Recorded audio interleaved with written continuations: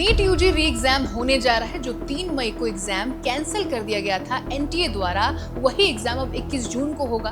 तो इससे पहले जान लीजिए कि कई इंफॉर्मेशन जो है आपको अभी दोबारा रखनी पड़ेगी ताकि आप जो एग्जाम दे उसके लिए काफी ज्यादा जरूरी है। तो सबसे पहले बात करते हैं कि स्पेशल फैसिलिटीज इस बार क्या दी गई हैं। तो बता दें कि कई जगहों पर बसेस फ्री कर दी गई हैं नीट स्टूडेंट्स के लिए। अगर आप अपना एडमिट कार्ड दिखाकर बसेस में चढ़ते हैं तो आपको अपने एग्जाम सेंटर तक फ्री में पहुंचा सकते हैं। वहीं बात करें तो लगातार पेरेंट्स और स्टूडेंट्स के फोन पर एसएमएस, ईमेल और व्हाट्सएप मैसेजेस लगातार आ रहे हैं जो कि फेक भी हो सकते हैं और रियल भी हो सकते हैं।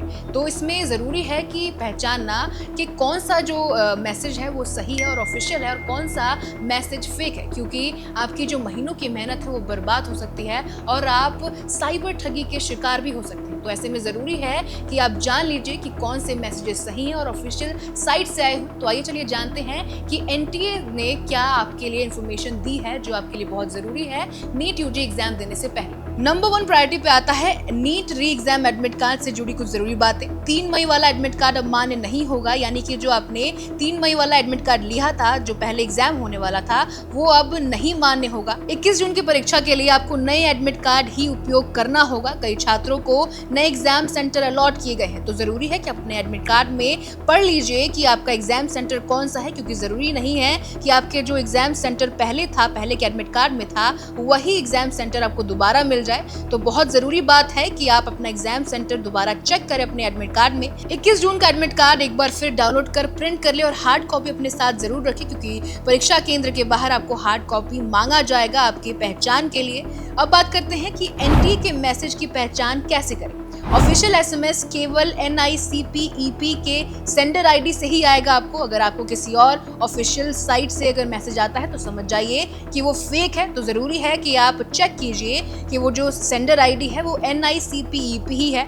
और ऑफिशियल ईमेल सिर्फ noreply.neet.nta@nic.in से ही आएगा। तो जरूरी है कि आप ये भी चेक कीजिए कि आपका जो ऑफिशियल ईमेल है वो इसी आईडी से आ रहा हो। एनटीए कभी भी पेमेंट करने के लिए नहीं कहता, तो ये भी जरूरी है कि आप चेक कर लीजिए। अगर आपको कोई पेमेंट के लिए कहता है तो आप पेमेंट ना कीजिए और समझ जाइए कि ये डाउटफुल है और उस पर भरोसा मत कीजिए।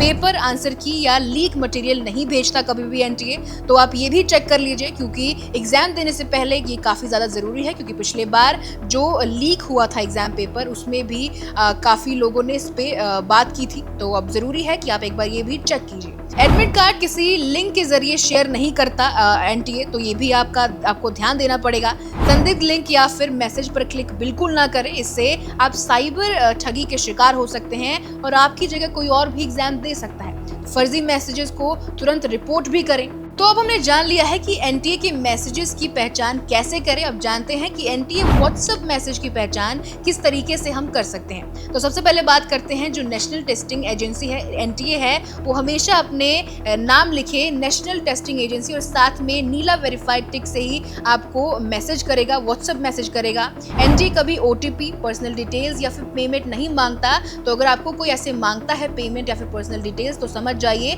कि वो फेक है और उस पर कभी क्लिक ना कीजिए, क्योंकि जरूरी है कि आप एग्जाम से पहले ये बातों का ध्यान रखें। रिप्लाई करने को कहे तो समझ जाइए कि मैसेज फर्जी है, क्योंकि कभी भी एनटीए रिप्लाई का ऑप्शन नहीं देता है। एडमिट कार्ड सिर्फ neet.nta.nic.in से डाउनलोड करें। फॉरवर्ड किए गए लिंक्स पर भरोसा बिल्कुल ना करें, क्योंकि कभी भी एनटीए कोई भी फॉरवर्ड मैसेज नहीं भेजता। हमेशा एनटीए के द्वारा आपको पर्सनल मैसेज आता है।